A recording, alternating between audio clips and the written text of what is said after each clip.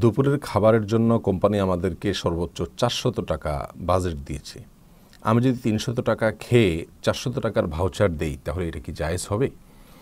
প্রিয় ভাই, আপনার প্রশ্নের উত্তরে আমরা বলবো যে এক্ষেত্রে দুই ধরনের চিত্র আমরা জানি। একটা হলো কোম্পানি, আপনি যেখানে যার অধীনে কাজ করছেন, সে অফিস বা সে কর্তৃপক্ষ, অথরিটি, তারা আপনাকে আপনার কোনো কাজের জন্য অনেক সময় থোক বরাদ্দ দিয়ে থাকেন, অর্থাৎ একটা নির্দিষ্ট অ্যামাউন্ট দিয়ে থাকেন ভাতা হিসাবে। সেই অ্যামাউন্টটির কম খরচ করেন অথবা বেশি খরচ করেন সেটা আপনার ব্যাপার, কিন্তু আপনাকে নির্দিষ্ট করে সেটাই দিয়ে দেয় এবং এক্ষেত্রে আপনাকে কোনো ভাউচার দাখিল করতে হয় না সচরাচর। যেমন কথার কথা, আপনার পোশাক ভাতা দিল, আপনার লাঞ্চের জন্য কোনো ভাতা দিল যে মাসে এত টাকা অথবা প্রতিদিন এত টাকা আপনার জন্য বাজেট। আপনি যদি কমের মধ্যে সারতে পারেন তাহলে আপনাকে সেটা ফেরত দিতে হবে না, আর যদি বেশি খান তাহলেও সেটা কোম্পানি আপনাকে দিবে না, অথবা বেশি খরচ করেন সেটা আপনাকে কোম্পানি দিবে না। অর্থাৎ নির্দিষ্ট থোক বরাদ্দ থাকে, যেমন বেতনের সাথে বিভিন্ন আমরা জানি রকমের ভাতা থাকে এবং বেতনের সাথে ছাড়াও আলাদা এরকম ভাতা থাকতে পারে। তো এই ধরনের নির্দিষ্ট যদি ভাতা থাকে যেটার এগেনস্টে আপনাকে ভাউচার দাখিল করতে না হয়, অথবা সেটার কম অথবা বেশি সেটা কোম্পানির কিছু যায় আসে না, এরকম যদি হয়, তাহলে সেক্ষেত্রে আপনি স্বাধীন। আপনি কম খরচ করে বাকিটা আপনি রেখে দিতে পারেন পকেটে, অথবা বেশি খরচ করতে পারেন, বাকিটা পকেট থেকে দিতে পারেন, সেটা আপনার ব্যাপার।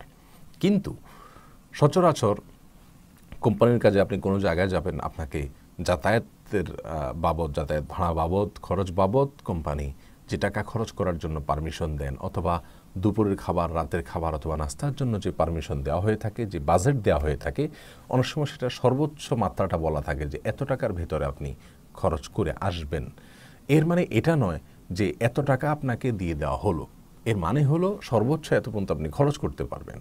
অতএব এই ধরনের ক্ষেত্রে আপনি কম খরচ করে আপনি সর্বোচ্চ যে বাজেট আছে সে বাজেটের অনুপাতে আপনি ভাউচার পেশ করলে সেটা কোনো অবস্থাতেই জায়েজ হবে না। এটা গুনাহ হবে, অন্যের হক নষ্ট করা হবে, হারাম হবে, মিথ্যা কথা বলা হবে, প্রতারণা করা হবে।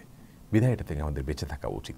এখন যদি লাঞ্চের জন্য আপনার কোম্পানি আপনাকে সর্বোচ্চ 400 টাকার বাজেট দেয়, আপনি 300 টাকা খেয়ে আপনি 400 টাকার ভাউচার দিয়ে দিলেন, অথবা আপনি লাঞ্চ করলেনই না, শুধুমাত্র ভাউচার দিয়ে দিলেন খালি, তাহলে সেক্ষেত্রে আপনি মিথ্যা কথা বললেন, প্রতারণা করলেন।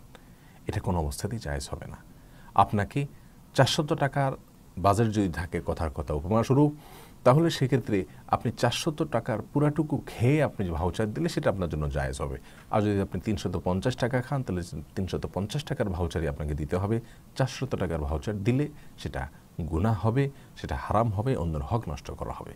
তাহলে প্রিয় দর্শক, বিষয়টি আশা করি আমাদের কাছে পরিষ্কার হয়েছে যে কোম্পানি যদি আপনাকে এমন কোনো ভাতা দিয়ে থাকেন যে ভাতার বিপরীতে আপনার কাছে ভাউচারও চান না, এবং সে ভাতার আপনি কম খরচ করেন, বেশি খরচ করেন, কোম্পানি সেটার জিজ্ঞাসা করেন, আপনার কাছে হিসাবদিহি করে না, সেক্ষেত্রে আপনি স্বাধীন।